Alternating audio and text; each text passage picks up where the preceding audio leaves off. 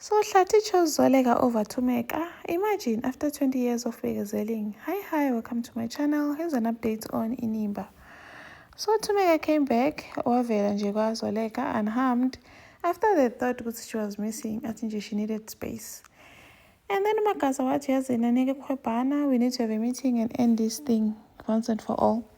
Ahambe ke endlini uThumeka ekhuluma noHlathi athi she blames uZoleka for everything. uZoleka uyomsejusile. uHlathi nje ngamthembisa ukuthi she'll never go back to uZoleka. Besakhuluma ke kungena ifoni uMagasa athi ubabize emeeting. And then uLukhanya umfoka kaZoleka thinks ukuthi uZoleka should not be giving uHlathi another chance. uHlathi umhumiliatile umthathele ingane. And then wazwana nomzala wakhe. uMagasa ke athi okay, asikhulumeni ke. Babhizi behwebhana uZoleka noThumeka. Ethi uZoleka, what were you thinking ngithatha indoda yami? Umyeni wami lo. Athi uThumeka, no, ubaba abantwana bami lo, yimi ngimzalile uDlalifa owami. uMagasa athi yazini Hlathi, this is your chance, like tell us what's going on. Ukhetha ubani, uZoleka noma uThumeka?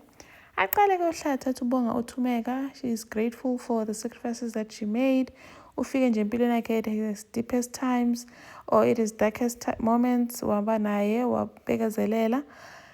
And then uZoleka ke athi banikezwe ithuba elinye to start afresh, and he wants to build a family noZoleka. Imagine ukhetha uZoleka phambi kwaThumeka after 20 years ukuthi ugela bekezele, emkhulisela ingane, enza all the sacrifices, kodwa manje nje she's just thinking, thank you for all the sacrifices, so shalom. Anyway, uZinhle goes out for lunch no Likamva, tries to swipe her card let decline because her mom decided to stop it. Ayindlini, why did you stop my card? Athi okay, I'm sure you said you don't want to study law. Awufuni degree wena umdala, so uzozibona girl. Ngapha ke uSydney is making promises to the employees saying whoever finds the problem nge-power outage will get 10,000 rand reward.